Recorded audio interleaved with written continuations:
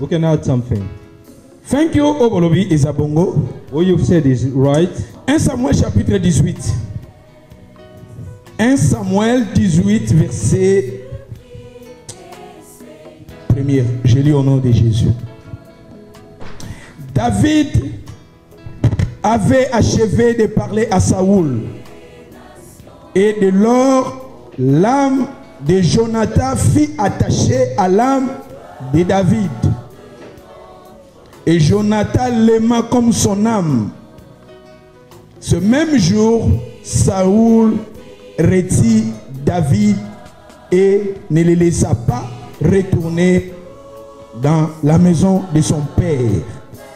Je vais tout souligner verset 3. Il y a un des thèmes dans verset 4. Il y a l'élo. To underline the verse 4. Il y a un message dans l'élo. That's our message. Jonathan fit alliance avec David. Jonathan, parce qu'il l'aimait comme son âme. Because he loved him like his il lui ôta le manteau qu'il portait. He took away his coat pour le donner à David. To give it to David. Et lui donna ses vêtements. And gave him his clothes. Même son épée, even his son arc et sa ceinture. And his belt. Follow me now. Écoutez-moi s'il vous plaît. Listen to me, please. Le dimanche passé, je vous ai parlé de l'histoire de David. Last Sunday, I talked to you about the story David et Jonathan. David and Jonathan. Jonathan, il était le fils du roi Saoul. Jonathan was the son of le Saul. Premier roi en Israël, c'était le roi Saoul. The first king in Israel. Son fils Jonathan, qui était l'héritier. His son Jonathan was the héritier. Mais la Bible nous dit David avec Jonathan. Jonathan aimait David. They said Jonathan loved David. Mais Saoul voyait David comme son ennemi. But Saul sees David like David, Saoul a comme le rôle ennemi na ye. He sees him like an enemy. Totanga na Bible dimanche passé balobaki que ça plutôt balobaki na biso que David azalaki ennemi. Il y a roi Saoul. David was an enemy of Saul. Mais tandis que Jonathan disait à David que Nzambe a venger ba ennemi na yo. Jonathan was saying to David that. Mais tandis que l'ennemi azalaki kaka libota famille à Jonathan. Whereas these enemies were. Et je vous ai parlé aussi, Jonathan disait à David, c'est toi qui seras à ma place. And Jonathan was saying to David that. Et moi je serai à ta place. C'est-à-dire Jonathan cédait sa place à David. That means Jonathan was giving his mais tandis que Jonathan n'est héritier. Instead of him being. Ce qui est là, Saoul a zate, papa a zate, il est roi, na place à papa na ye. Was supposed to be the king. Mais Jonathan a cédé place na ye pas à David. But Jonathan gave his place to David. Azo na David que yon dem to hozala mokonzi. He said to him, "You'll be the king. Place na place na yo. My place and I'll take your place." Et Jonathan s'est prosterné devant David. And Jonathan disait que l'Éternel venge tes ennemis. Les ennemis de David ezaki bango moko. And the enemies of David was his own family. Nalobaki na biso mingi na sens négatif total la message. And I wanted you to see it. Nalobaki ke biso ning toza awa ma sœur mon frère. Nous sommes des Jonathan. We are Jonathan. Parce que veut dire Jonathan? Jonathan li ko lobanini. Que veut dire Jonathan s'il vous plaît? What means Jonathan, please? Dieu a donné. Il y a des choses que Dieu nous a données. Ma sœur, tu es Jonathan. Mon frère, tu es Jonathan. Il y a des choses que Dieu nous a données. Nous sommes des héritiers. Le dimanche passé, the last Sunday, we read in the Bible que nous sommes des héritiers. They say that we inheritance. C'est-à-dire tu es comme Jonathan. That means you are, qui est l'héritier. Who is the inheritance? Mais ce que Jonathan a oublié dans sa vie, but what Jonathan is forgetting, Jonathan a cédé sa place. He's given his place à David. To David. À travers ses paroles, through his word, il a cédé sa place. He's given his place. Nous sommes des Jonathan. We are like Jonathan. Jonathan ayebaki identité na yete. He didn't know his identity. Bokonzi basedaka yango te. Kingdom never. Kingdom basedaka yango te. A kingdom is. Royauté basedaka yango te. A kingdom is never. Baheritaka yango. Is heritage. Mais Jonathan, lokola ayebaki identité na yete. He didn't know his. Il a cédé sa place à David. He gave his place to David. Totangaki na Bible ndenge nini papa na bando koloba yo. We read in the Bible. Fils rebelle. Father was talking. C'est la honte de ta mère. a shame for your Avec mother. tant que David a kozala na bo Moïse bokonzi na yo et que ça na sécurité te. As long as David will be alive, your kingdom will Mais never Jonathan aimait be. David. But Jonathan loved David. Na lobaki na biso. I said to you, Ennemi na biso. our enemy, Ce n'est pas David, It's not mais c'est le diable. It's the Nous avons notre adversaire. we have our Dans la Bible, c'est Satan. it's the devil. C'est le diable. It's the Le devil. serpent ancien. Lucifer. It's Satan. Satan. C'est lui qui est notre adversaire. He's our Il est dans un ennemi na biso. he's our enemy. Nous sommes des Jonathan. You like Mais Jonathan. ma soeur, mon frère, But my brother, my sister, Jonathan veut dire Dieu a donné. Jonathan is saying God has given. Il y a des choses que Dieu nous a données. There are things that God has given us. Dieu nous a donné la vie God éternelle. has given us the eternal Dieu life. nous a pardonné. God has forgiven us. Dieu nous a aimés. God has loved us. Il nous a donné la paix. He's given us a peace. C'est ça. This Il is, y a beaucoup de choses. there are many things. Ma promesse, nous sommes dans la Bible. Promises that in the Ce Bible. sont des choses que Dieu nous a données. There are things that God Nous has sommes given des us. Jonathan. We are like La Jonathan. bénédiction nous appartient. The blessing is La Bible ours. nous dit il nous a bénis de toutes sortes de bénédictions. Is blessing us. Nous avons la grâce en nous. Kind of blessing. Nous sommes des Jonathan. We are like Mais Jonathan. quelque part, But some Jonathan a oublié Jonathan's son identité. his identity. Jonathan, il fallait garder He should have kept that, kingdom na ye. his kingdom, Même si papa even though his a father, tout ce qu'ils embêtaient, Jonathan pouvait chercher la face de Dieu. Jonathan could have Pour found que the Jonathan face of a arrivé God à garder Bokonzi. so that he could keep Mais his kingdom. Jonathan But lui-même a commencé à céder sa place Himself à give David. away his Et je vous ai place. dit aussi, na ba vie na biso, I na ba told moi you na in biso, our life, in to our se da life, kapé, biloko we give nzamba away tshekati na biso, the things that et God pas has adversaire put na in our biso, lives. oyo aza Satan, To oyo aza the devil. diable. We Tango have- zo yima yima, tango As zo you mituna remember, tuna ba question, as you ask tango zo yourself yima questions, yima, as you ozo remember, céder place na yo, You give away your et pas place ya Satan, To- tango zo yima, pour na vie na yo. for your life. Ozo mirimire pour la vie. Et je vous ai dit aussi, Jonathan prenait des informations I told you royales. that Jonathan was taking Ah, bah non, mais même information pas nani. from Papa, sur la réunion, As his il y a father une information à was mener. meeting. Combien déjà? He took his information. Tango yimara yimara.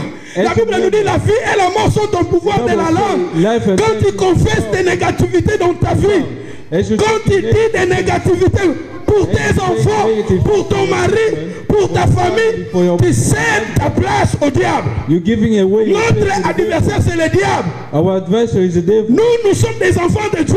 We are children of God. Nous sommes des héritiers de We Dieu. have inheritance of Il God. faut que tu regardes ta vie You have to see your life comme Dieu voit ta vie. as God is seeing Quels your que life. soient les problèmes, Whatever quelles happens, que soient les difficultés whatever difficulty que tu peux passer whatever you're dans going ta vie, in your life, il faut otala po moina yo lolenge nzamba azomona. you have to look in your life as God Mais is soko looking kokomi in you. komona ngo na mosuni As you look in your life in this ba négativité que kota blood, koyima yima que all the kota negative things pour ça ko sambelengeza susu te You won't et be able automatiquement to pray. mo ini na yo azosepela and straight ozo away céder place na the devil yo. is happy and you're giving away your place. Alléluia. Amen. Alléluia. Amen. Je vous ai parlé I talk to you dans motokati na jardin d'Éden. about this. L'homme dans le jardin In d'Éden, the- c'était lui-même qui a cédé. L'homme ne connaissait pas son identité. Il a cédé son autorité, pouvoir nzamba pesa qui est à pesa qui. Yango monaka Satan tanga soloba na Jésus. That's why Na Matthieu Satan was 24, talking about Jesus. azolo bafukamela nga na kopesa said, bokonzi "Bow nyonso down in front mpo nga mpe basalaki nini bapesaki ngango oyibe bapesaki ye nani apesaki ye tozongi na jardin He d'Eden come back azwaki to yango Eden, mpona where he took it. yeba identité na yo You have oza to mwana know na nzambe you are the children oza of te lolenge bato bazoloba yo ozala You know the way that oza lolenge nzambe azoloba yo ozala you're the way that mona lolenge nzambe azomona yo ozala Look the way yo oza Jonathan oza héritier oza un enfant de Dieu God. vous êtes le peuple de Dieu God. vous êtes un peuple mis à part il nous a bénis de toutes sortes de bénédictions la Bible nous dit je connais les projets que je forme sur vous projet de paix et non pas projet de malheur la Bible nous dit passez maîtrise the Bible says because que nous sommes guéris. C'est ça la position que Dieu te voit. Mais il faut qu'un enfant de Dieu, il faut que chacun de nous, nous confessons ce que la Bible nous dit. Non pas ce que le monde dit, c'est pour nous. Parce que, et Jonathan, à Sédaki, l'homme n'a jamais de paix à Sédaki, et Nathalie Saki Bissopé, histoire, Jacob na Esau. I talked about Jacob and Esau. Esau, Yenda Zaraki. Le premier né, le premier né en Israël, ils avaient une bénédiction particulière. Esau en lui, il avait une bénédiction particulière. Tandis que son frère, frère n'a pas envié. Mais il y a Zoé Banetti qui a envié. Dans la famille, Jacob est Gazaloubi. Ah, vraiment. Il y a un héritage nyonso. Il y a un collègue la bisotara. Ah, on collègue la bateau moussus. On va collègue la bateau moussus. I'm gonna be on top of other people. Say I'm gonna be on top of other people. Inherited from his father. Il fallait moment et coca. Pour ma his son. Na héritage na ye. Il fallait léguer la bateau moussus. He was to be on top of other people. Mais il y a le présent. Il y a beaucoup de gens qui sont dans le présent. People are looking at the present. present. As they look in this present time, you're gonna give away your identity. Le présent. As you look in this present time, in this present time, he wanted food. Mais tandis his brother had food. As you compare your life,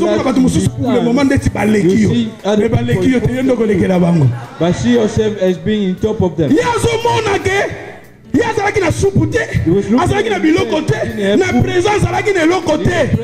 Mais tandis que ça qui n'a héritage, il faut que la musique. T'as la vie n'a eu après 5 ans, t'as la vie n'a eu après 7 ans, t'as la vie n'a eu après 10 ans, t'as la vie n'a eu après 15 ans. Look at your life after 10 years, 15 years. After 15 ans. You need to know your identity. Brothers, sisters, let me tell you today, it's better for you to know your identity. You are the son of God. C'est très important. It's very important to know your identity. Saul, comme il identité. Because he didn't know his identity. He said, what am I going to call you? Die today. Est-ce que il He's seeing death.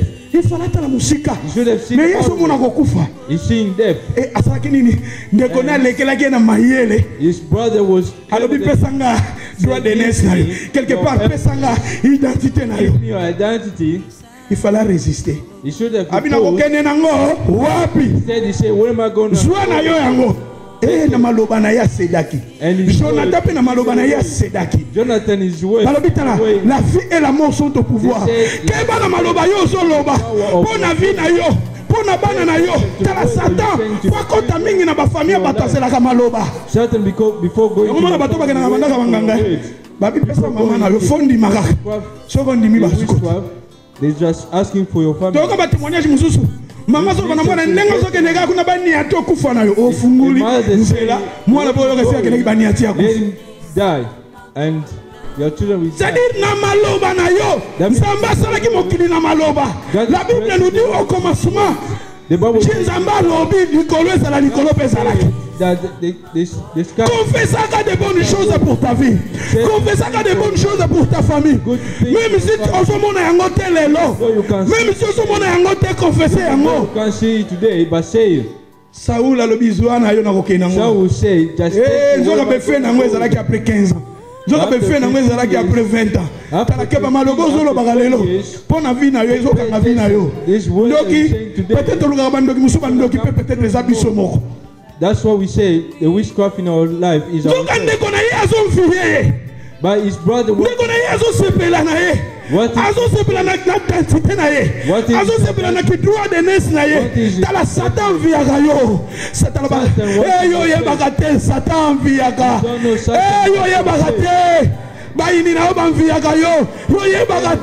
ba voisin na ba via yo yo ye bagate ba camarade na ba via yo. Your friends want your place. They want to be like you. They want to be like you. Sometimes there are they want other people to be Hallelujah. like you.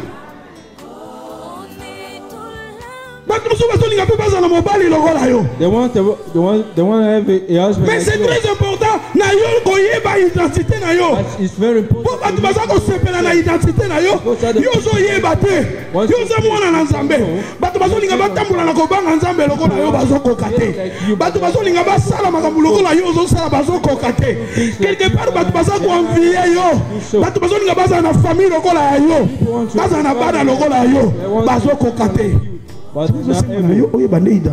So you need to know for you to keep. I'm gonna keep what I've got.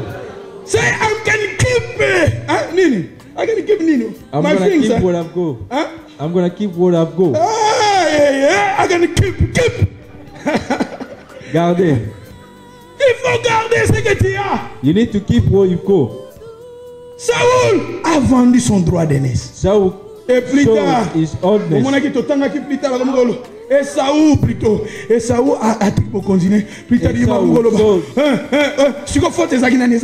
what was fault is? Exactly too late. Hey, too late. I don't want it to be too late. I don't want it to be too late.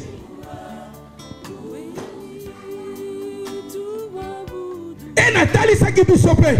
Jésus a gardé l'identité. You read that Jesus kept Satan hier le biso kozo mwana nanza.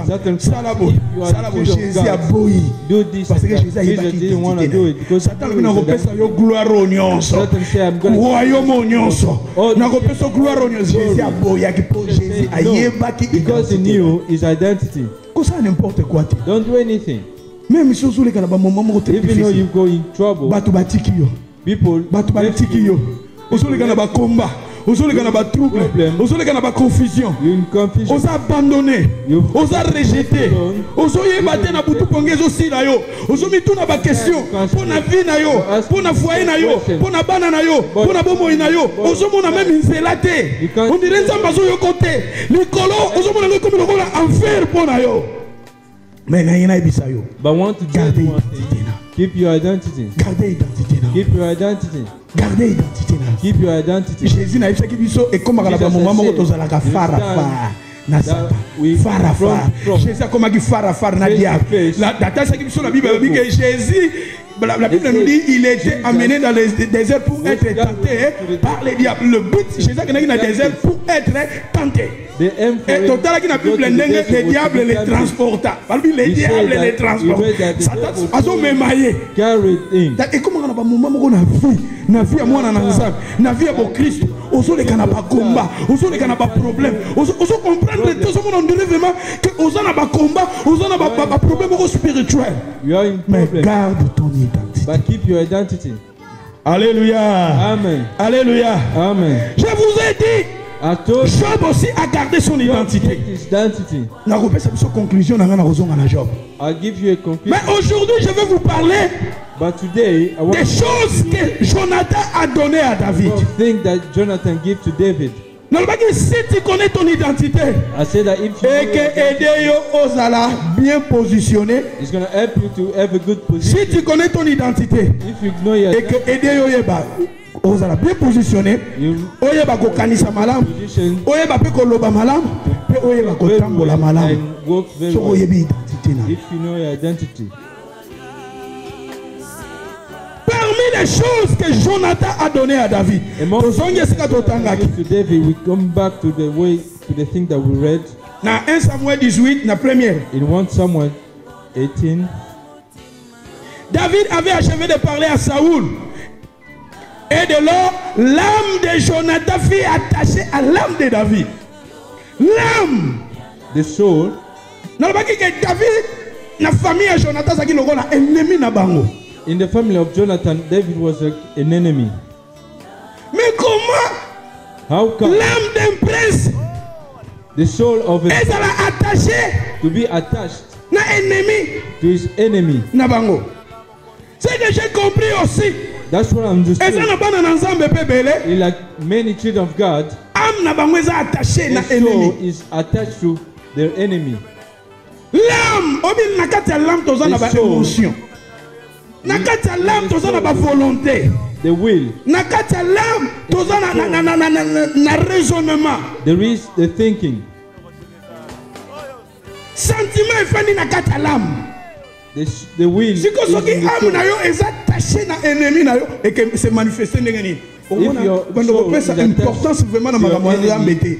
Parce que âme no eza attaché quelque part. Your soul is attached to something else. Au monde eza na ba priorité mususu eza au contraire na oya nzambe.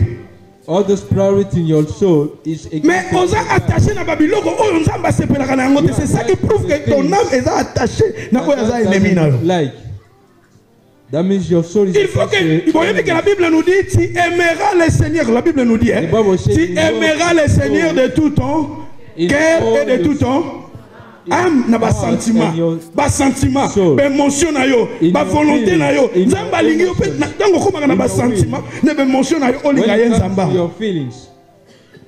Et tango e koma na ba moment moko ya émotion ya sentiment, ba sentiment na yo ezalaka na nzambe penza te ezalaka maka mususu. C'est alors que l'âme na yo est attachée na yo eza ennemi na yo. Your soul is attached to your enemies. Yo en tant qu'un enfant de Dieu. Comment Jonathan, oyo David azalaki ennemi oyo papa yebisi Jonathan que tant que David azala bon continuer que ça là na sécurité. Mais comment l'âme de Jonathan peut être attachée? Kingdom will never be in security. Na ennemi à famille. How come Jonathan can? Notre adversaire, notre ennemi c'est le diable. Our enemy. Bana nzambe mingi ba âme na bango. Ils sont attachés. The soul is attached to Satan. Na makambo ya Satan. To the thing of Satan. Na biloko ya Satan. To the things of Satan. Yango mona soki likambo moko boeza. That's when there is a problem. Soki fête eza. When there is a fête soki eza dimanche, eza samedi. On a Saturday. Yo mwana nzambe. Ingo na teke soki na fête oki m'église. That doesn't mean that when you go to a party. Ok na matanga dimanche et samedi dimanche oki m'église. You go to a party. Attends un enfant de Dieu kende na matanga. Kende na fête.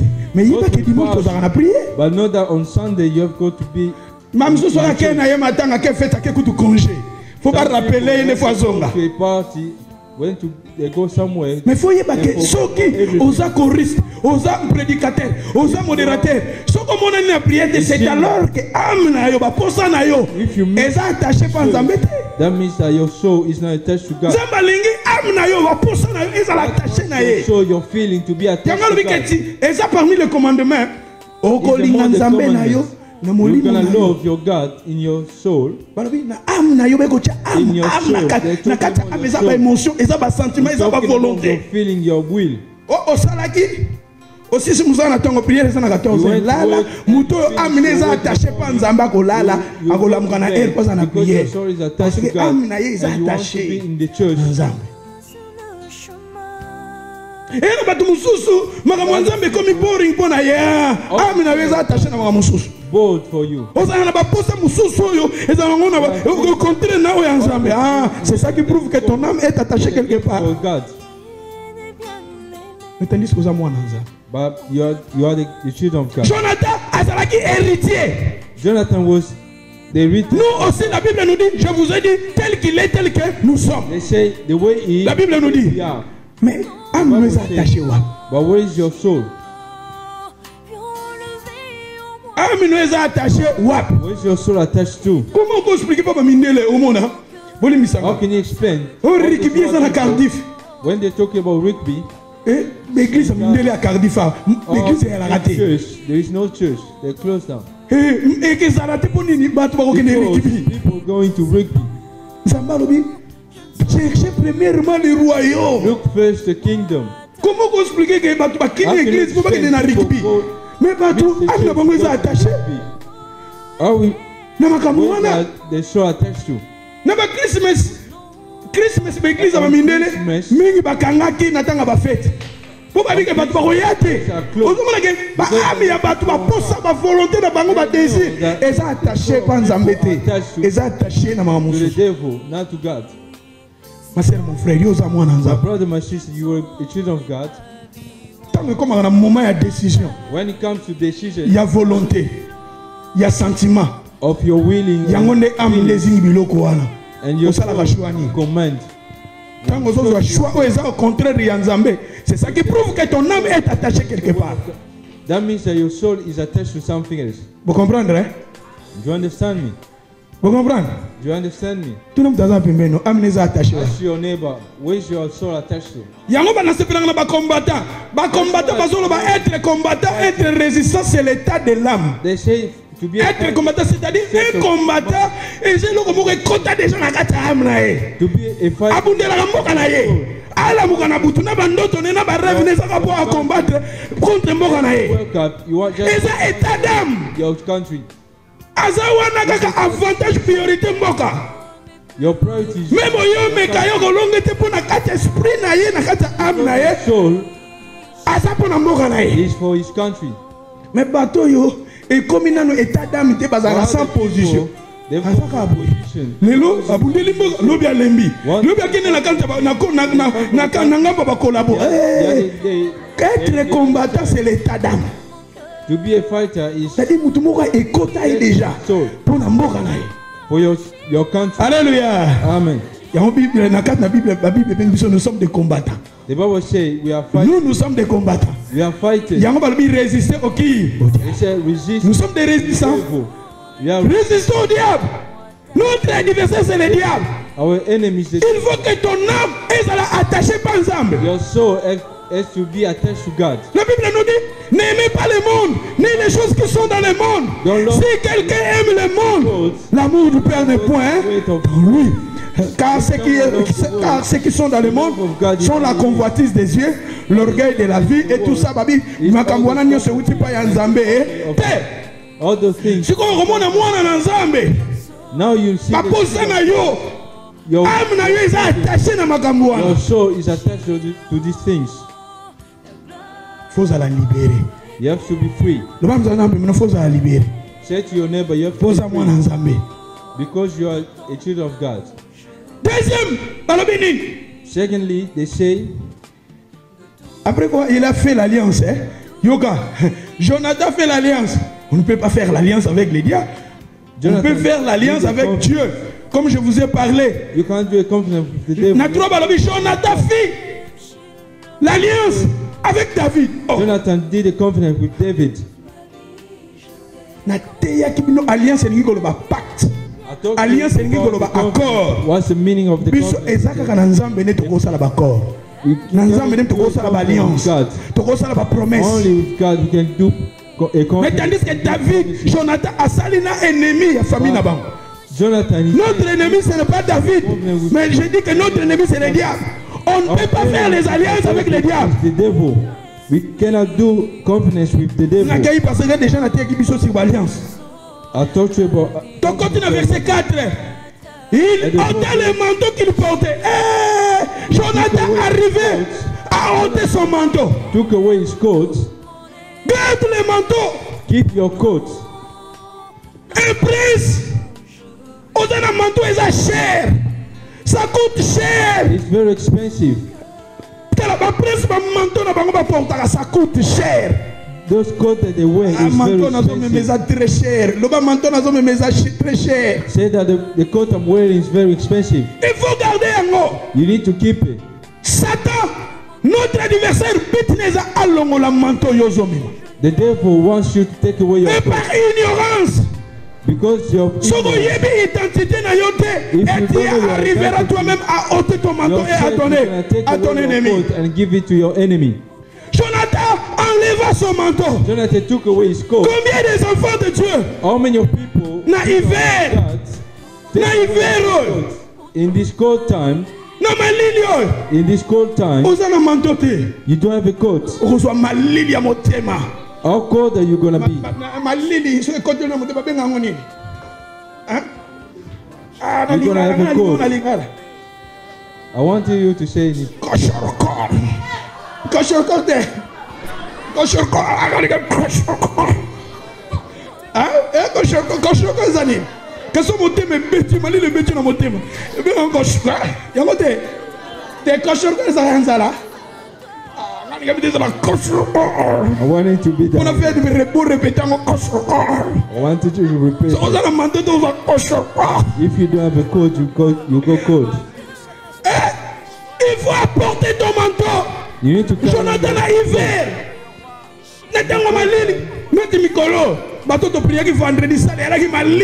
On this Friday, this place was cold. Avant-hier, Newport, on Newport, parce que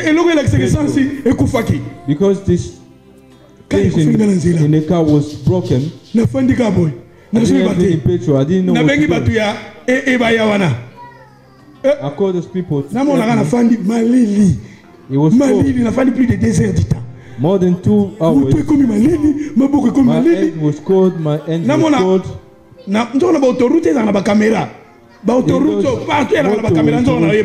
I was suffering. All those emergency they say there is a camera somewhere and something to cover myself, but it was so cold. I was waiting for these people from AA. I thought I was going to be healed. I was thinking of this. I wanted to drink. I didn't want to get cold. You're going to get cold. There are many people and the cold in this house. As a children of God, nous avons des manteaux we have coats que Dieu nous a donnés. Et notre adversaire, c'est le diable. Il est là pour enlever ton manteau. Son but, c'est d'enlever ton manteau. Et comme Jonathan ne comprenait pas son identité, Jonathan lui-même arrivait à donner son manteau à son ennemi. Combien de gens déjà ont son manteau? Manteau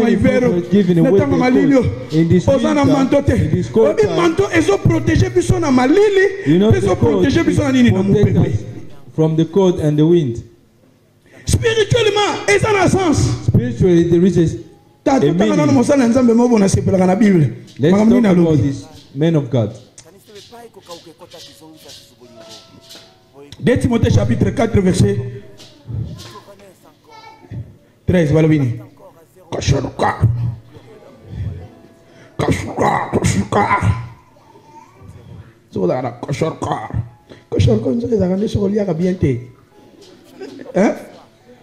Oh, evimisa mapundi yango nde mapundi evimbili kumwe munene yango amakiero okubela makiero ya molimo makiero ozana alobini 2 Timothée chapitre 4 verset 13 balobini. Quand tu viendras apporter les manteaux que j'ai laissés à Troie chez Carpus et les livres, surtout les parchemins. Quand tu viendras apporter les manteaux que j'ai laissés, l'homme de Dieu aussi, il avait laissé son manteau. The man of God has left his coat in this cold time. In the winter. I don't want to catch cold. I don't want the wind. L'homme de Dieu a oublié son manteau. The man of God has forgotten his coat. Mais bon, manteau. Après manteau, to bring him the coat. After that, they say. Il a dit quoi? Pas me mêler. Les livres. Les livres. The book. Ah, na ba maman na biso ba Congolais pour tous ça na ba livre. Congolais to have. Bon ça na ba livre. Have books. Est-ce que tous ça na ba? Non non pas ça na ndaka ça na ba livre. C'est-à-dire atangaka. Asa na ba livre. Erase. How many people's books are erased? We need books to read. The men of God say that they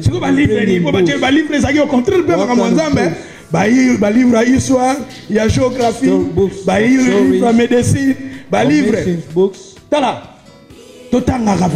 We need to read. Why people has got books?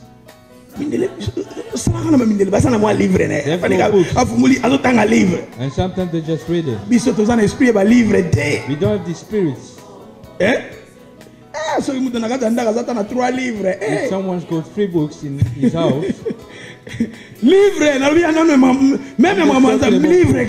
just books or poetries biography or biographies. Faut biso to continuer côté faut baza bali bona na mosala nzambe moko comme on nani this man of God John Wesley aza pasteur à l'église ya méthodiste is the pastor of Methodist people. Alobi ando ça va jeune pasteur il faut consacrer batana bino young pastors na lecture to take time to read ou bien motika na bino mamanza. Otherwise, just give up the work of God. C'est lui qui veut croître spirituellement et intellectuellement. The one who wants to go to sera consacré à ses livres. And intellectually wants to read. Na molimo na yo ekola. You want your mayele na yo ekola. And your il faut au passer abata na ba livre. You have to take time to read. Soko zotanga te. Your spirit becomes to say after time. As you read, your spirit is fresh. You have to buy books. Amen. Amen. Amen. Amen. Même que la Bible, nous avons un problème que nous avons la Bible. Bon, si quoi, la livre, nous sommes pas in the Bible, we can't have it. Oh, livre, histoire. Other books. Well, how are you gonna buy it? Muto zotanga mémoire na yo eke fungwama esprit na yo eke fungwama. La Bible nous dit elobi totanga apôtre Paul azoloba na Timothée. Read. Wana na besaki moi entre parenthèses na kedai côté. Mais na zongi na ngana manto. Let's come back to our manto. The coat. Totanga. Let's read. Acte chapitre 12 verset 8. Acte chapitre 12 verset 8. Et l'ange lui dit: mets ta ceinture et tes sandales. Et il fit ainsi. L'ange lui dit encore: enveloppe-toi de ton manteau et suis-moi. Thank you. Merci. Balobi na ye, après avoir babi, joie ceinture na yo, joie tes sandales et balobi joie manteau na yo, manteau. L'ange a dit: prends ton manteau. The angel says, take your coat. Manteau est très important. The coat is very important. Dès que tu as la banane na biso boye, soko tamboli na libanda, nengen klima za boye. Na 2 heures, 3 heures na mwana, kutu mwana olala bien te. You see that your children won't sleep very well. You be coughing. Pona nini? Malili kotiye. Because you can't cold. Manteau te. Soko pe mu pepeza makasi. If it's windy, c'est très dangereux. Na mutu soko zangi manteau. Okobela. Walk around without a coat. C'est très important tous en un manteau. Important to have a coat. Jonathan a baissé manteau nesiko ye atikali na nini? Jonathan gave away his coat. What was he left with? Tokende. Mosa na nzambe bolanda lisusu. 1 Samuel 15 verset 27. 1 Samuel 15 verset 27. Et comme Samuel se tournait pour s'en aller, Saoul est saisi par les pans de son manteau qui se déchira. Et Samuel lui dit: l'Éternel déchire aujourd'hui de dessus toi la royauté d'Israël, et il la donne à un autre qui est meilleur que toi. Celui qui est la force d'Israël ne ment point et ne se répand point, car il n'est pas un homme pour se repentir. Thank you. La Bible nous parle ici. Samuel, Samuel, the servant of the Lord, had his coat. Saul oyazaki roi. Saul, because he didn't listen, God rejected him. Saul Samuel. As Saul was talking to Samuel, he owed his coat. The coat of the man of God was destroyed. He said, the way my coat was destroyed, the same way your kingdom will be destroyed. Read in the Bible what's the meaning of it. Écoutez la signification ya manteau. Listen to the meaning of it. I want to give you two signification of the word coat. Il faut ton manteau. We need to wear our coat. Manteau qui protège yo. Contre le vent. Against the wind. Hiver, manteau qui protège yo. In the winter, your coat will protect you. Tous un manteau spirituel. We need a spiritual coat. Mosali na nzambe tango bakati manteau na yalo bia. Bokonzi na yo pe. Bako kabola ngo lokola manteau ekatani. Your kingdom will be destroyed as this. Royauté na yo, pouvoir na yo, makasi na yo, force na yo pe kabwana lokola manteau ekatani. Like this coat. Manteau na kati na Bible. The coat in the Bible. Eli na Élisée. Eli and Elisha. Élisée voulait la double puissance d'Élie. Elijah wanted twice the power of. Il a dit à l'homme de Dieu, donne-moi la puissance que tu as. Mais l'homme de Dieu a dit, et l'autre singing est très difficile. The man of God said the way. Mais tant qu'on a le nzamba comme manga. If you see. C'est alors, yo kozwanguye nzamba kote. Oh yo singing. Tout à coup, l'homme de Dieu azalaki enlevé. And straight away. Mais tant qu'on soit dans nzamba matirikolo. That is the man of God was going to. Eli akelikolo. Elisa solela. Elijah was crying. Homme de Dieu, chef d'Israël. Et tout à coup, le manteau. And the coat. Oyo. Eli. Azalaki na manteau. Nzoka pouvoir. And the power. Pouvoir. The power. Puissance. The power. Makoki oyo abanda koluka. The strength. Ezalaki na manteau wana. Was in these two coats. Manteau est symbolisé la puissance de Dieu. The symbol. La puissance du Saint-Esprit. The power of the Spirit, the Holy Spirit. Mais pour toi yango. For us to have it. Tozana yango. We have it. Mais il faut te garder yango. We have to keep it. Parce que c'est que Satan a lingi na bobo inabiso pour na terrasser en tant qu'un enfant de Dieu. Alongola kananu manteau. Once for you to take away your coat. Garde ton manteau. Keep your coat. Élisée, quand il a eu le manteau d'Élie, c'est alors Élie. He received the coat. 2 Rois chapitre 2 verset 8. 2 Rois chapitre 2 verset 8. 2 Rois chapitre 2 verset 8. Alors Élie prit son manteau, le roula et en frappant les eaux qui se partagèrent ça et là, et ils passèrent tous deux à sec. 13. Et il releva le manteau qu'Élie avait laissé tomber, puis il retourna et s'arrêta au bord du Jourdain. Il prit le manteau qu'Élie avait laissé tomber et il en frappa les eaux et dit: Où est l'Éternel, le Dieu d'Élie? Lui aussi, il frappa les eaux qui se partagèrent ça et là, et Élisée passa. Thank you. Élisée voulait la puissance d'Élie. Mais la puissance que Élisée cherchait, elle était dans le manteau. The power he wanted was in the coat. Manteau, ils ont symbolisé la puissance de Dieu. La puissance du Saint-Esprit. Et ce manteau où ils ont protégé Bissot. It's the coat that protects us. Contre le vent. Against. Ils ont mis Pepe Moussou Satan Tindara. Ceux qui ont un manteau, ils doivent protéger Bissot. Will be protected. Et ça, Nami Pepe, il y a des vents que le diable nous envoie. Oui. Si vous avez le manteau et que protégez-vous. La Bible nous dit, Élisée avait reçu la puissance d'Élie à travers le manteau que Élie a laissé.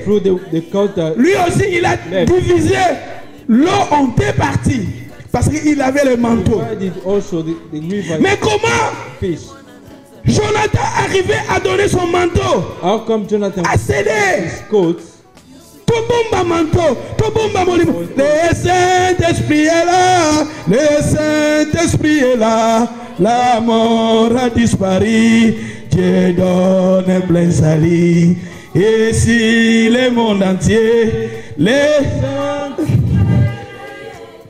Saint-Esprit est là, le Saint-Esprit est là, le Saint-Esprit est là, la mort a disparu, oh, donne un plein salut. Et si oh, les grands jours s'est levé, le Saint-Esprit. Ça me donne besoin de manteau. Nous avons besoin de manteau. Ma soeur, mon frère, garde le manteau. Côté manteau na yote, concédez manteau na yote. Comme mettez sa manteau, ça est un manteau. Où est mon limo santo? Jésus n'a pas disciple. À la Bible est là jusqu'à ce que vous ayez un manteau comme un Nicolo. Until you receive the code that comes from there. Vous recevez une puissance. You receive the le Saint-Esprit survenait sur vous. Le manteau. Il nous a donné le pouvoir de marcher sur les serpents, sur les scorpions, sur toute la puissance de l'ennemi. Regardez dans la Bible, lisez la Bible. La Bible nous dit chaque fois Jésus était revêtu du Saint-Esprit. C'est très important de toujours un manteau. It's very important for us to have our coat. Garde ton manteau. Ne cède pas ton manteau. Comment ça le manteau? Garde le manteau. Say to your neighbor, keep your coat. Deuxièmement, Romains chapitre 13, verset 14. Romans 14. Naba manteau. Verse 14. Romains 13, 14.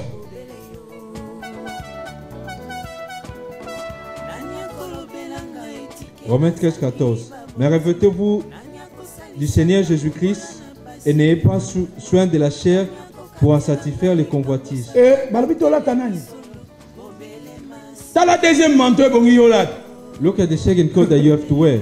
Revêtez-vous du Seigneur Jésus-Christ. Le deuxième manteau. Revêtez-vous. La taille est déjà la taille déjà yes.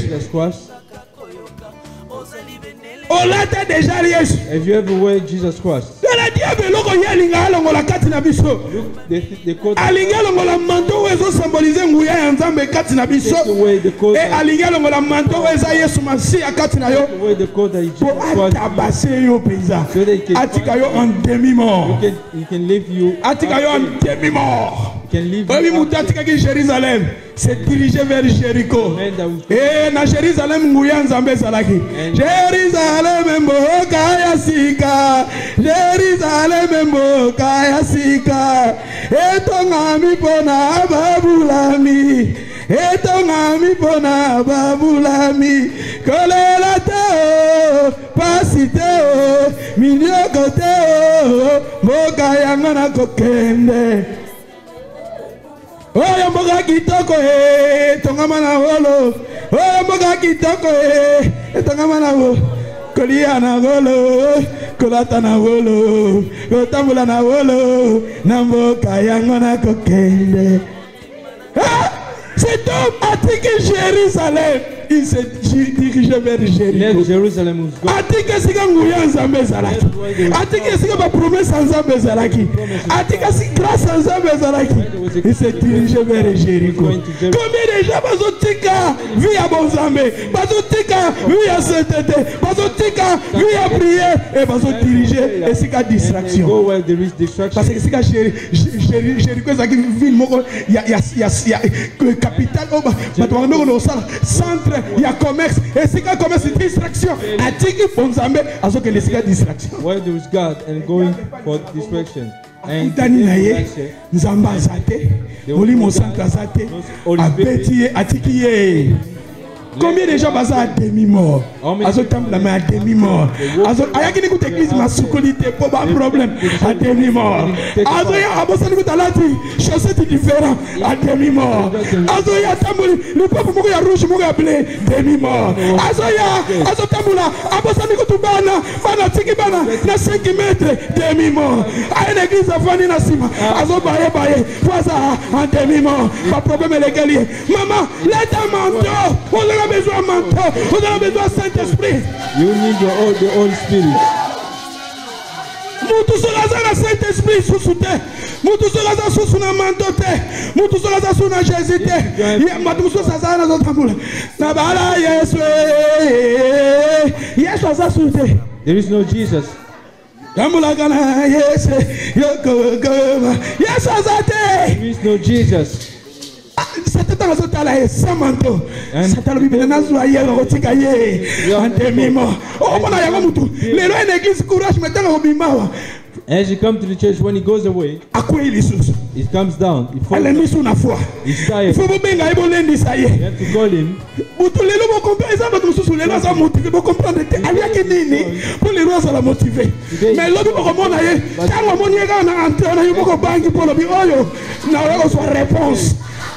I'm going to receive a bad response. Demi-mort.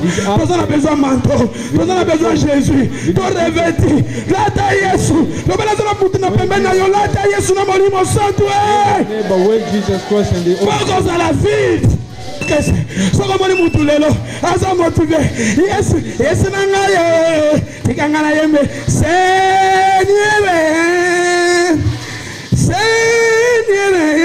Yanda yebi baba singana mona. Bana yo. Nanze momuka sel mari musam na lingaka. Il y a la reconnaissance. Ezakani. Oui bien. Ah te. Eza mikolo yo la reconnaissance. Oui bien. You know it.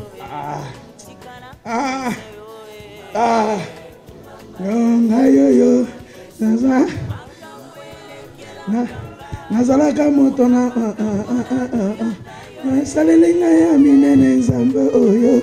Nazalaki na katia libulu loga tina yo mikolo nanga ezaki kakufa webi ngote ankolo pesanga mungoma na yemba mari musamu mari n'église to za mari musamu Yesu. I'm looking for people like that. Webi te ngote nzemoni kama bo yembe nanga ngumo parti wana soko koka yango wana baba naissance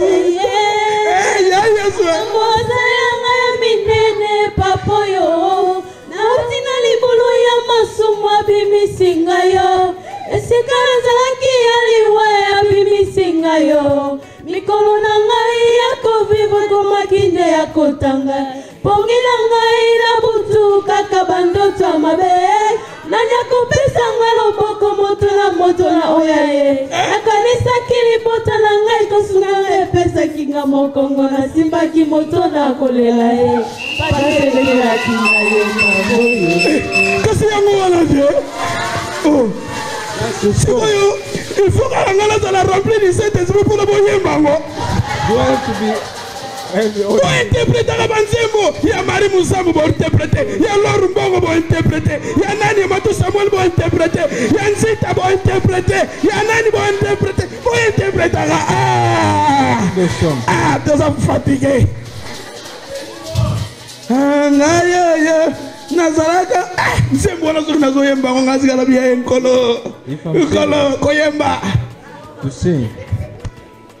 Sisi kama mtu biza ya kama tabimisi mbongo pesa Congolais ala kabongo ti so ka sepele ya kama tabimisi na chat benefit na income support oh the thing get away como teme sepele because he's happy. Alléluia. Amen. Manteau. Your coat. Let's where the Holy Spirit. Because when there is no Holy Spirit, who's gonna? Because and now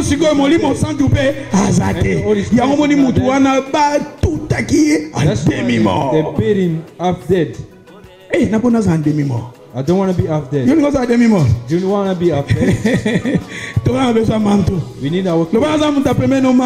Say to your neighbor, your coat. Let's carry on. We need a coat that is Jesus. The Holy Spirit. And when to put away Bartimée aussi, il avait son manteau. Manteau, il y a Bartimée pendant qu'il empêchait Bartimée à s'approcher vers Jésus. From Jesus Christ. Bartimée, as you heard that Jesus Bartimée était l'ennemi. Alors, le fils de David, aie pitié de moi. Son of David, feel pity for me. Jesus wasn't insisté, fils de David, aie pitié de moi. La Bible nous dit Jésus s'arrêta. And Jesus stopped.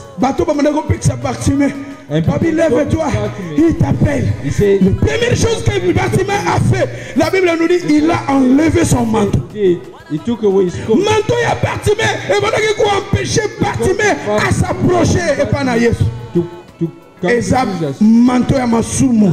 It's a sin. Oh, Satan zolatisa biso. That Satan is. Oh, ils ont la séparation entre nous et notre Dieu. La Bible nous dit, la main de l'Éternel n'est pas trop courte pour sauver, ni son oreille trop dure pour rendre, car ce sont vos fautes, vos péchés qui mettent la séparation entre vous et votre Dieu. Et ça, manteau ya Bartimée, faut que l'on la manteau ya Bartimée et ton lata manteau. Oh ya Yesu Masiya na manteau ya Molimo Santo. Oui que tinda biso toyeba tala to telema okomono ozoko yemba. As you singing, ndeti matete bwa yemba. Après 5 ans, mateta zoyemba kaka. Après 10 ans, mateta zoyemba kaka. 3 ans na manteau. Mais ce qui m'a na manteau te. If you don't have a coat, après 3 ans, 5 ans. After 3 years, 2 years. C'est bon, ça va moi clair boy. Let's start talking about you. Asaka soute. It's no longer. Oba problème legela e. Comment tu fana na sima? Sitting in the back. A manteau est soute. Because doesn't have. Nous sommes dans manteau comme on a scellé. Mais ce manteau est soute. Alors comme tu as dit bon ça comme on a côté porte. Sitting in front, you start sitting near the door. Non non, tu as le he just take his. Bon temps on va dans l'église, oh problème. As he listen to a problem. À porte déjà la gane pembe na porte. Near the door already. Akenda. He just go away. Oui bi pété akenda longo kali. Is he? Même la communauté a raté. Even the community is not there. Tout bon manteau. Alléluia. Surtout un manteau. Parce que c'est ça la salate au rosala. Whether the pastor is there or not. Ce que engagement dans Nzambe no rosala. If you go in and même vie chrétien kotika yango te soko za na manteau na yo. Bon manteau wa Yesu za nango. Manteau wa Molimo Santo za nango. Okotika Nzambe pona ni. The court of Holy Spirit. Mama Nzambe na baela yango eh. Soko mali ko manteau za sote. The thing of God. He's tired.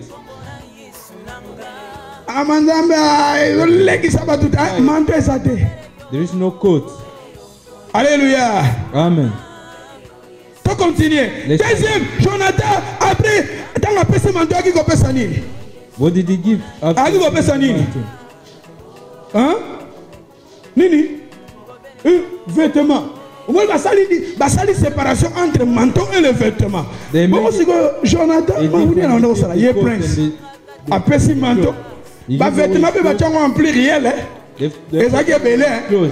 Bon, ce qui Jonathan a le manteau à Pessi. Le vêtement, bon, on a un misanga, maman, n'a pas papa misanga. Jonathan a le chaussette à Pessi. Alors, on a le pantalon à Pessi. Alors, on a le sous-vêtement à Pessi. Alors, on a le chemise à Kati à Pessi. Alors, on a le veste à Pessi. C'est quoi, tu as dit? I was left. Because he's giving away all the many people are coming. Let's talk.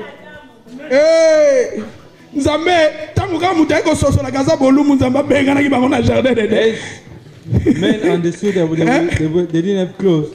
God taking them away from the Eden. Please. Keep your. You are a prince. You are a prince. God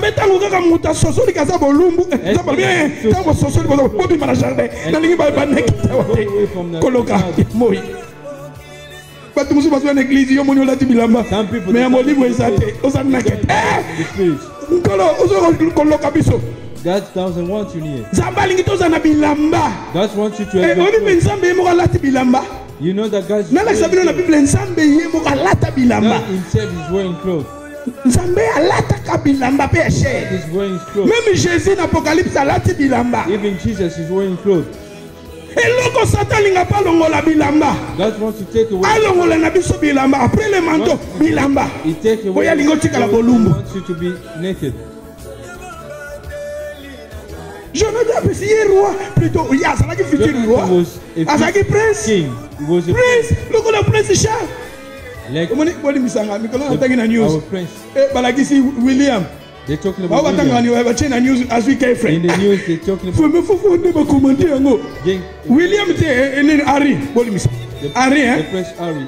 C'est This week, batie na fille moko boye na journal yoka bakoma bazoloba asini yo girlfriend po nani bazoloba po asa nani siko bakolinga bayeba fille wana ye azwi aza nani parale baza ndenge nini akuzalaka ndenge nini atanga wapi auti wapi akokopusana te na prince yo kutokipaka te me bandoki ya bandari opusanaka na bango.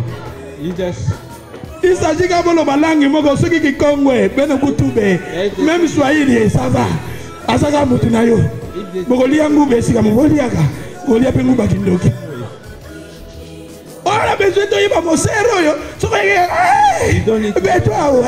ouais. Let's talk your language, we just go together. Na Swahili walwalini, beto na Swahili. Habari, habari sana. Pesa gani numero na Swahili zali? You just ask the number. Mupatie numero yako. Mbala moko contact ndire boye bana kala. Nzoko komo wena na ndaka sorcier. But you don't know. Okomi boko na mama famille na yo, ya mobali na yo. Okomi opesa pas sorcier. You give things for your family to a sorcerer. You're a king. We want us to be together. Visa. All those witchcraft they go. Bando ki bazo ba visa bele ba yana poto. Kuna ba reputation beba abayiko banda via sika. Balata kape kitoko. Basapela ba pantalon na libumu. Tala be basuke ba brésilien. Ba tatouage. Ya ba fleur. Ya ba bata, ya ba koba. Très joli. Mais keba. Nice. But be careful. Tout ça le monde mogo confondu. You are in the world that is confused. Et si vous opposez, vous avez dit pédam. Where you go? You don't know the spirit. Mais ma kapena banana balia. They want to eat. Na Londres bakangi mama moko boya.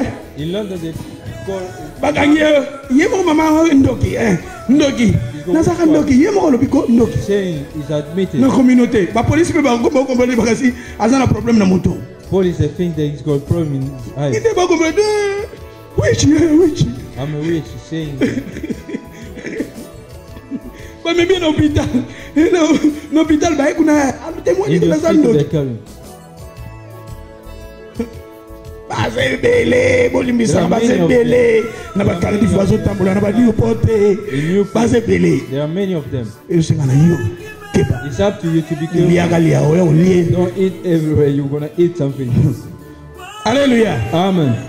Yango faut ulata manto ya Yesu na manto ya Molimo Santo parce que même ba pesio mayo mele que la sans effet même ba pesio ngubo lia ngwe que la sans effet même ba sali o ba ko sali que la sans effet poza na Yesu ozana nani na Molimo Santo ozana manto que protéger yo contre le vent et que protéger yo contre mais manto esate but you don't have a coat. Ya Yesu esate bonzambe esate there is no coat. Kendaka na bandako batu mukolo ba ko sala programme ko lia. Someday they're gonna eat you.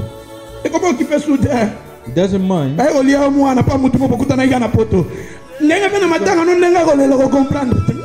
your when you die, they're gonna. You don't know. He's the one who did it.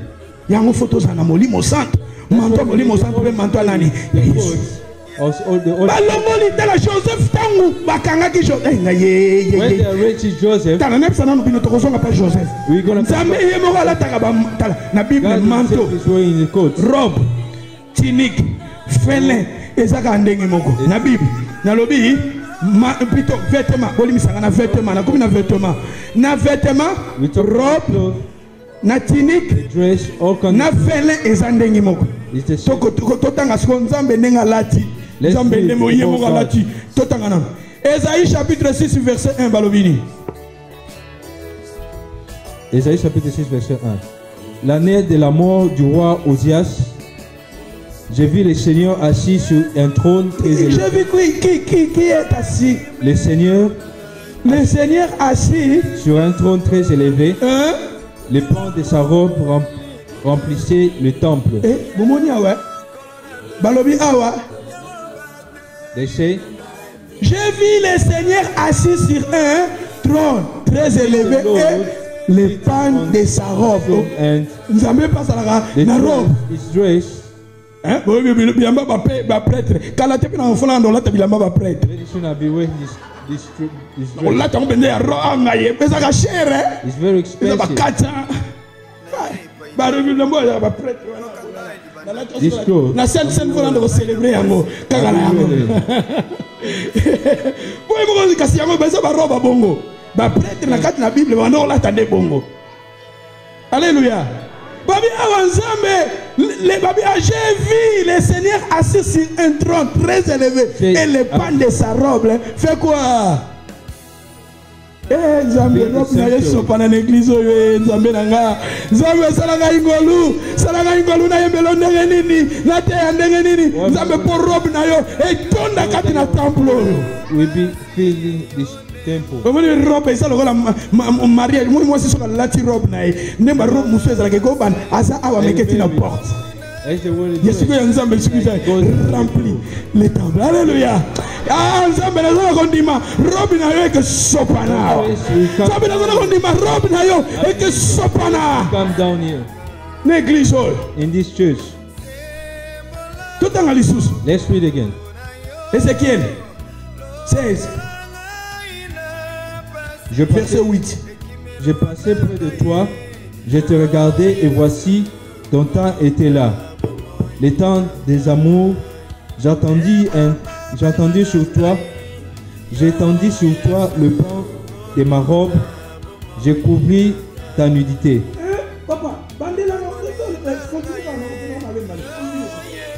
Je te jurai fidélité, je fis alliance avec toi, dit le Seigneur, l'Éternel, et tu fis à moi.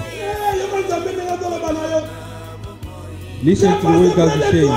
I was passing by, I was looking at you, and there was your son. J'ai passé près de toi. Ah, et je t'ai regardé et voici, ton temps est là. Le temps de quoi? Of love. Hey!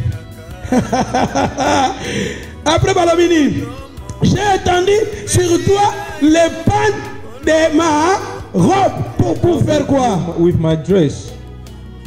Pour uncover your nudity. Nudité. There are other people are naked. You're walking around naked.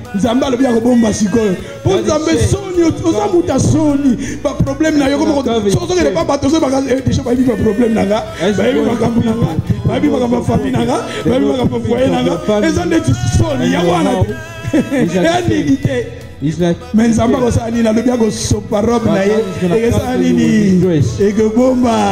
and people's gonna forget your sins. And they say, j'ai fait l'alliance avec toi, dit le Seigneur, l'Éternel. Ah, on a l'axibino. Bon, toi comme pas Yesu, il est mon grand prêtre. Yesu n'a pas grand prêtre, il est mon palatirobe.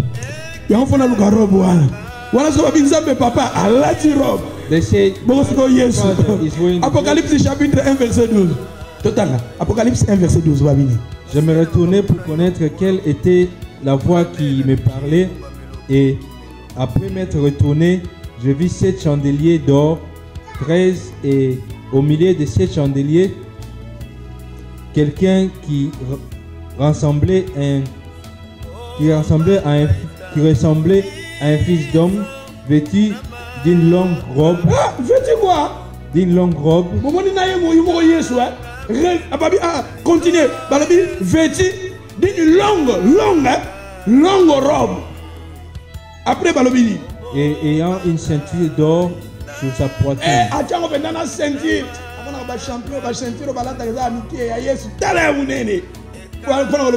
Champion des champions.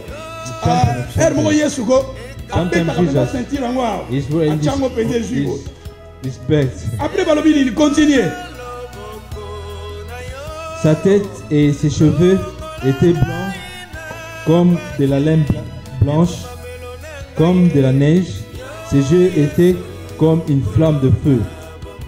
Ses pieds étaient semblables à des reins ardents, comme s'il eût été embrasé dans une fournaise, et sa voix était comme le bruit des grands eaux. Il avait dans sa main droite 7 étoiles, de sa bouche sortait une épée aiguë à 2 tranchants, et son visage était comme le soleil lorsqu'il brille dans sa force. Quand je le vis, je tombais à ses pieds comme mort. Jean, à quoi il faut monaki? Yes, la robe, la robe. Maman, je peux la robe, yo la yes, les cas.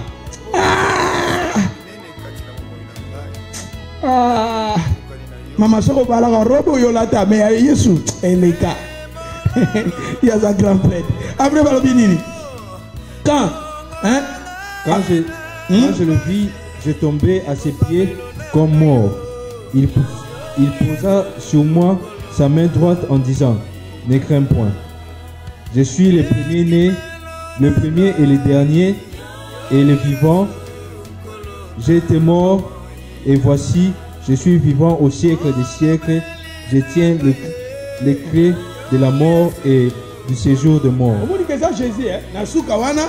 Que je suis, que je suis le premier et le dernier, et le vivant. J'ai été mort et voici je suis vivant au siècle des siècles. Je tiens les clés de la mort et du séjour de mort. Et ça Jésus. Jésus robe, Jésus par la robe. La prince par la robe. La princesse par la robe. Jonathan Zalaki na robe ne plutôt vêtements nazo parler vêtements on a dit vêtements na robe na tunique et ça nengi moko. All those things are the same. Alléluia. Tu continues. Ah Yeshua na mama belé. Ah bon ça va. N'expliquez pas ce quoi. Donc les sikoyo au monita là. Besoin de garder ba vêtements na biso. We need to keep our clothes. Joseph papa na ye lokola lingaki ye asalelaki ye tunique asalelaki ye robe asalelaki ye vêtement ya plusieurs couleurs et yango bandeko ya Joseph soki bayinaki Joseph à cause ya tunique wana ya plusieurs couleurs because of this cloth. Et tango bakangaki Joseph pour basala Joseph mabe première chose oyo bango balongolaki ba Joseph ezalaki tunique ya plusieurs couleurs totanga yango na took away his clothes. totanga Genèse 37 verset 3.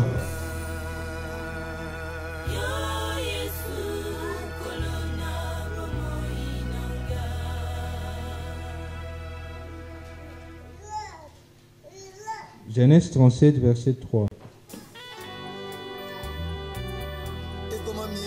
Israël aimait Joseph plus que tous les autres fils, parce qu'il avait eu dans sa vieillesse. Et il lui fit une tunique de plusieurs couleurs. 23. Lorsque Joseph fut arrivé auprès de ses frères, ils les dépouillèrent de sa tunique, de la tunique de plusieurs couleurs. Tant Joseph bandeko na ye bakangaki ye eloko liboso basalaki balongolaki tunique parce que tunique wana dress. Bilamba où ça a plusieurs couleurs et ça qui va prince ne va vendre la tango ou bien va princesse ne va vendre la tango. Joseph papa na ya salela ki lamba wana. His father made his clothes. Et ça qui na raison où ya salela ki. There was a meaning for it. Et bande ko na itang bakangi. And his brother when they took him. Ba ini na itang bakangi. Et loko aliboso balongola ki tunique wana. They took away his clothes. Donc Satan soki azuyo eza na eloko oyo azolinga soki alongoli manto alongoli manto na yo e akolinga alongola ba vêtement na yo alongola tunique oyo oza na yango alongola vêtement oyo oza na yango alongola robe oyo oza na yango. Joseph eloko aliboso basalaki balongoli tunique na ye etangelanga 31 balobi nini.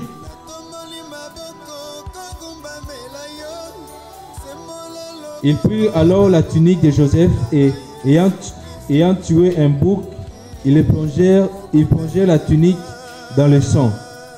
Ils envoyèrent à leur père la tunique de plusieurs couleurs en lui faisant dire, voici ce que nous avons trouvé, reconnais si c'est la tunique de ton fils. ou non. Jacob le reconnut et dit, c'est la tunique de mon fils, une bête féroce l'a dévoré. Ah, thank you. Joseph awa. Look at Joseph. Joseph tango azala ki combattu. As he was na ba ini na ye, na ba ennemi na ye, eloko aliboso balongola ki tunique na ye, vêtement na ye, robe na ye. Maman, to garder ba vêtement na biso. To garder ba robe na biso. Obita la Joseph pe na vie na ye. Tango mwasi ya Potiphar, ayaki pona ko séduire Joseph. Eloko Joseph asala ki erreur. Aposana ki tunique na ye. Et la femme eloko yalinga gazwa sapato te yalinga gazwa kaka elamba pe azwa ke elamba ya Joseph ezalaki loko la preuve ezalaki loko la preuve azalaki na elamba Joseph esika azotambola azolakisa elamba ya Joseph Joseph tango la femme de Potiphar as his wife of Potiphar aye pour séduire Joseph to seduce Joseph il fallait Joseph fasse l'effort Joseph should have apporte l'elamba na ye. Take away his mais la femme a joué que l'ambatala. Diable loko ya lingaka zwa na vie na biso. Tama zwa ko combattre biso azwa elamba. Away your clothes. Yango moni histoire ya la femme prodigue. That's what they're talking about. Tama azonga ki pa ya papa. Eloko papa la tisaki robe. Po azonga ki azala kini. Because tama yeba papa zo mona ngaka tineng balobi. Papa eloko liboso zwa ki azwa ki elamba la tisaki. He put it he Boni histoire ya mutu azala ki lepré. O azala ki plutôt o azala ki na ba légion ya ba démon. We talk about this. Tango akutana ki na Yesu. Yesu abengani ba démon. E balobi mutu ango afandaki, il était assis. They say you sat. Il portait des vêtements. He was wearing clothes. Et assis. And he was sat. Na sens malamu. Avant azalaki na ba vêtements te. Avant azalaki na ba tombeau. Avant azalaki na ba montagne. Et tango akutani na Yesu, Yesu apesi bilamba. They give him clothes. Siko biso bana na Nzambe, tozana bilamba déjà Nzambe apesi biso. Ezo senga na biso to garder yango. Parce que siko garder yango te notre adversaire azana na kaka. Ayiba manto pa ayiba bilamba. Take away your clothes. Alléluia. Amen. Siko manto lingolo bani tango na signification manto. Manto lingolo bani ni siko. What's the meaning of clothes?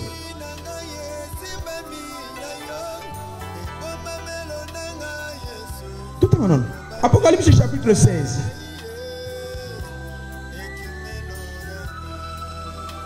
Verset 15.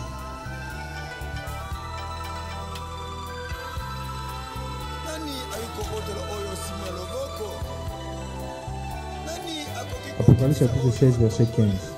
Voici, je viens comme un voleur. Heureux celui qui vieillit et qui garde ses vêtements, afin qu'il ne marche pas nu et qu'on ne voit pas sa honte. Voici, je viens comme un voleur. There I'm coming like a... Heureux celui qui veille et qui garde quoi? Happy the one who qui garde quoi? Careful and keeping. Qui garde ses vêtements. Israël, la Bible. Oh, Bible si Moïse, yo comme to solo la kana Nzambe, biso pe to na besoin to mona Nzambe. Want to talk to God. Nzamba lo biso 3 jours. God said take boso la bilamba na bino. Bango ba ke ba bimisi bilambe. Ba ndi boso la bilamba. Pona 3 jours to so mona Nzambe. Cleaning the clothes. Dans 3 jours ba ke ba no kuta na Nzambe. Nzamba linga ko poma bango. Présence en Nzambe ba ko ko supporter ngote. Po bango ba sokola ki bilamba physique. Mais nzoka bilamba Nzambe ba ndai ko lobeza bilamba ya molimo. Fallait bilamba ya molimo wana ezala clean. Soki to lingi to mona Nzambe bilamba wana ya molimo ko ezala clean. We want our clothes to be clean. Alléluia. Amen. Ah balobi na biso ere ce qui lave. Na 14 balobi ere ce qui lave leur. Oh na ki musika ko. La première on va dire celui qui veille et qui garde ses vêtements. Happy the one who's keeping his clothes. We need to keep our clothes. The aim of Apocalypse chapitre 22 verset 13. Apocalypse chapitre 22 verset 13. Je suis l'alpha et l'oméga, le premier et le dernier, le commencement et la fin. 14. Heureux ceux qui lavent leurs robes. Heureux ceux qui lavent leurs robes. Et c'est mon abato bazo sukula bilamba na bango. Bilamba ya nzoto te boye. Bilamba la molima na zoloba. But the spirit. Balobi nini mon frère? Après avoir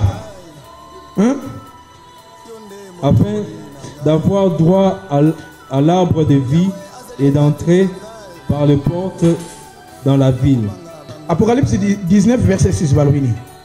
Yango peda. Apocalypse, signification ya bilamba na biso, ya bilamba yango is Apocalypse 19, verset 6. Apocalypse 19, verset 6. Et j'entendis comme une voix d'une foule nombreuse. Continuez. Comme un bruit de gros eaux et comme un bruit de fort tonnerre, disant: Alléluia, car le Seigneur notre Dieu Tout-Puissant est entré dans sa règne. 7. Réjouissons-nous et soyons dans l'allégresse et donnons-lui gloire, car les noces de l'agneau sont venues et son épouse s'est préparée. 8.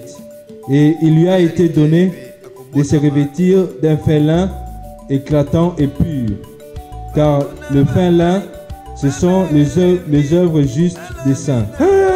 Moni, les fin lin, bilamba ya pembe, ezali nini?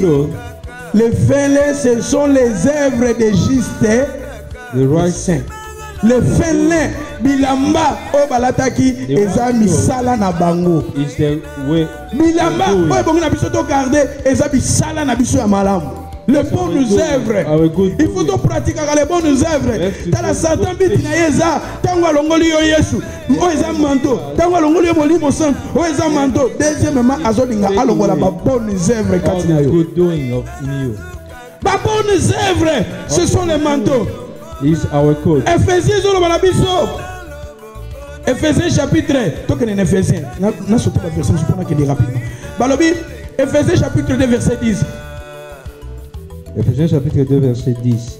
Car nous sommes son ouvrage et a été créé en Jésus-Christ pour les bonnes œuvres que Dieu a préparées d'avance afin que nous les pratiquions. Thank you. Nous sommes son ouvrage ayant été créé en Jésus-Christ pour de bonnes œuvres. Good work. Maman, papa, il faut pratiquer les bonnes œuvres. On a l'embinanga, na aider pe batumingi, nga bazo aider nga itete. Bible il faut pratiquer les bonnes œuvres. Balobi Nzamba a recréé biso. God has created us in Jesus Christ. Pour pratiquer les bonnes œuvres que Dieu a préparées d'avance afin que nous les pratiquions. C'est-à-dire que les bonnes œuvres nous avons préparées, il faut pratiquer. Practice that God wants us to practice.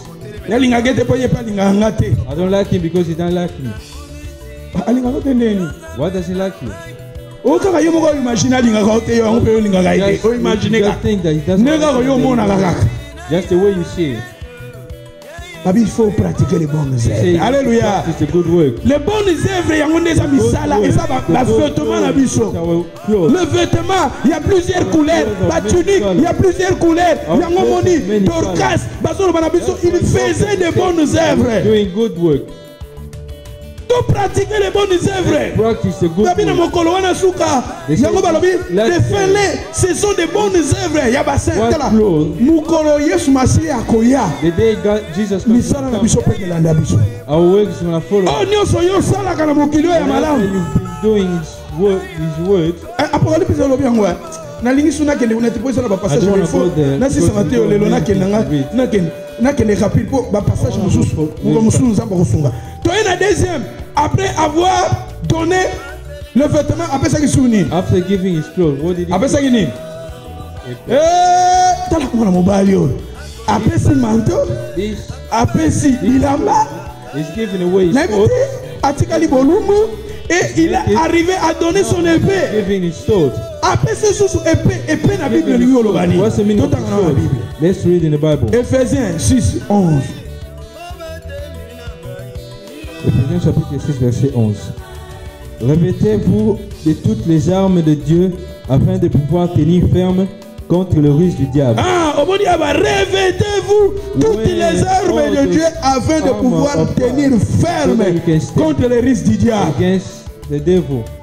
Il faut que la arme ensemble. To wear those armor of God. Mwana ensemble, ba arme na zoloba, ba arme ensemble azopesa biso. Na lobi premièrement, Yesu kwaza la kati na yo, oya za manto. Yesu molimo santu, kwaza la kati na yo. Et na lobi lisusu.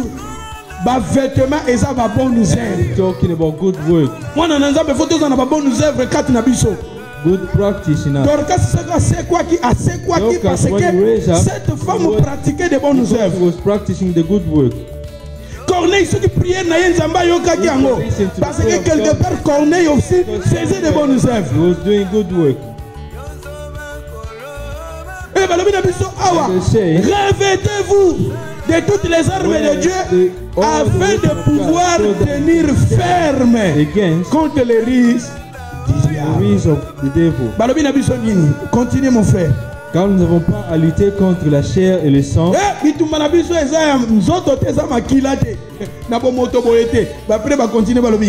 contre les dominations, contre les autorités, contre les princes de ce monde de ténèbres, contre les esprits méchants dans les lieux célestes. C'est pourquoi prenez toutes les armes de Dieu afin de pouvoir résister contre les mauvais jours et tenir ferme après avoir surmonté.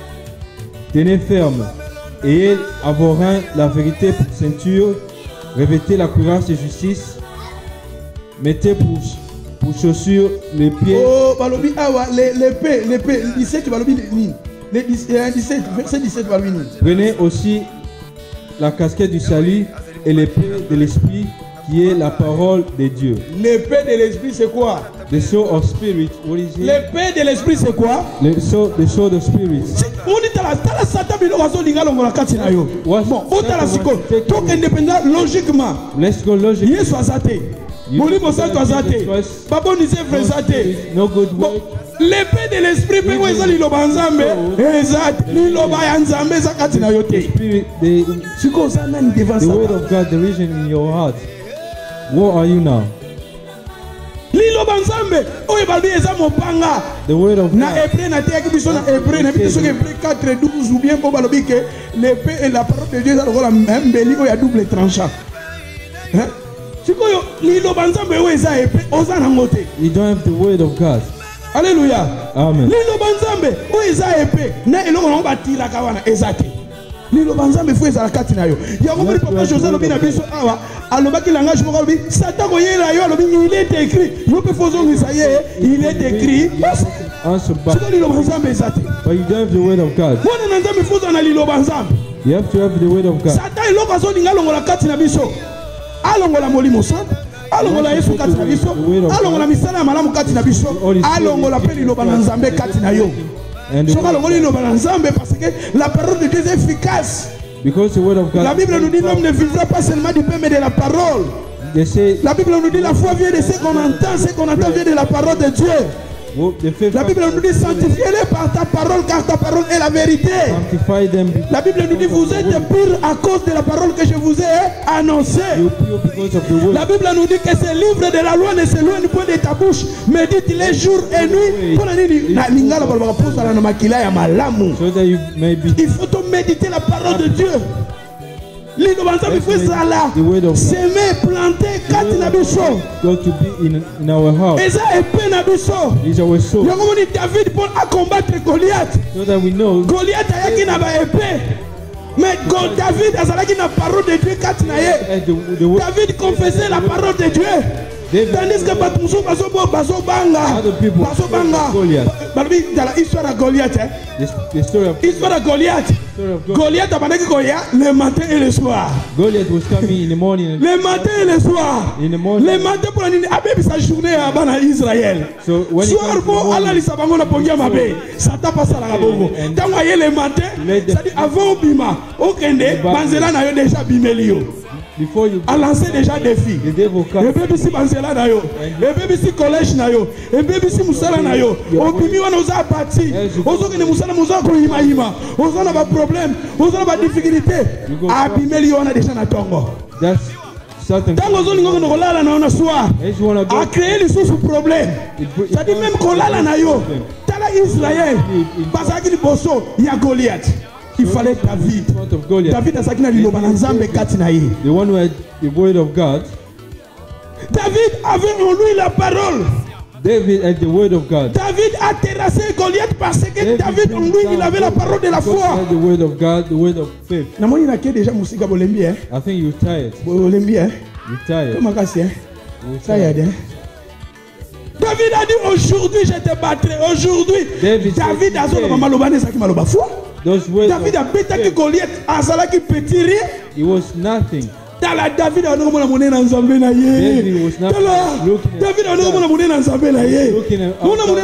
dit quel que soit Goliath, confessez la parole de Dieu qui est l'épée. The word of God that is the sword.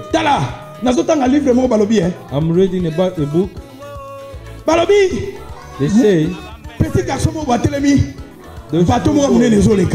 there was this bateau ya munene ezoleka going around, mwana na telemi pembeni ya bateau azotia bateau bo azotia bateau loboko waving azotia bateau loboko to his papa moko ayebisa lobi tala yoza stupid someone said bateau oyo jamais koko telema mpona yo this boat ndenge never ezokende kende kaka the way it's going. me mwana na azotia bateau kaka babateau ya minene wana Just waving bamona kaka ermo bateau yango eke epusani pembeni échanger destination bateau eke etelemi esika moko and stop somewhere.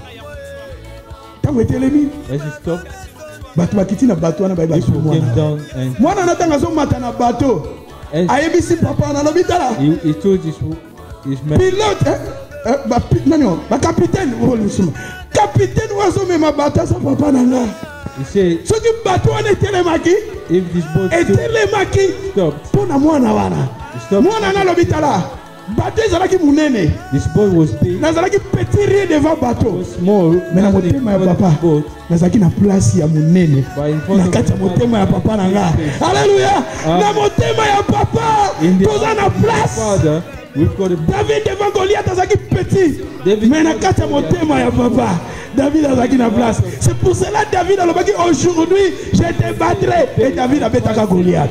And David fight. La parole de Dieu est sa épée. Devant mon problème, tu utilises la parole de Dieu. Devant ma circonstance difficile, tu utilises la parole de Dieu. Devant ma tempête, tu utilises la parole de Dieu. Attaque un enfant de Dieu. Il faut que tu aies épée. Let's continuer sur Matthieu. So that we can finish. Après si épée aiko sasuni. After that, what did he give? Arche eza eloko pe ba betela kaka. He gave the bow. Épée après aiko pesa nini? Afterward, what did he give? Ceinture. Bobi bato bakimaka mbango. You know those people that run? People lata pantalon na sans ceinture. Run without and run if you won't. Alléluia. Ephésiens chapitre 6 14 balobi nini? Pona ndo 6 ananga. Balobi nini? Ephésiens chapitre 6 verset 14. Tenez donc ferme et à vos reins la vérité pour ceinture. La vérité pour the truth. La vérité pour the truth is. Ceinture veut dire quoi? What is it? The meaning of the vérité, la vérité. Bosolo, tolinga bosolo. Tangu nzamba solo bela biso bosolo. Tangu nzamba solo bela biso vérité. Faut accepter yango. La vérité c'est la ceinture. Jonathan puta siko Jonathan tigala kindengeni.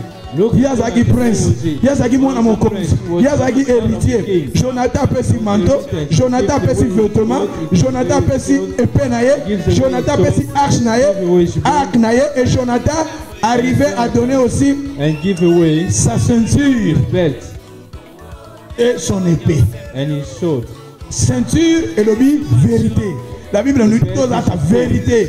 La vérité est dans des ceintures. Tous à la bateau, tous la vérité. Mais tout le temps dans la vérité. Et tout le monde a le bon qu'on a ensemble. N'a pas moyen de tomber télé sur plus de l'autre. Bien sûr, on a ici un côté fallait na kende na job, mais na moni na s'arrêter. Ah, tout est magasin pour tout le monde. Babylone, oyo photo senga panzambe. To batela yango. To batela ba manteau na biso. To batela ba vêtements na biso. To batela ba épée na biso. To batela ba ceinture na biso.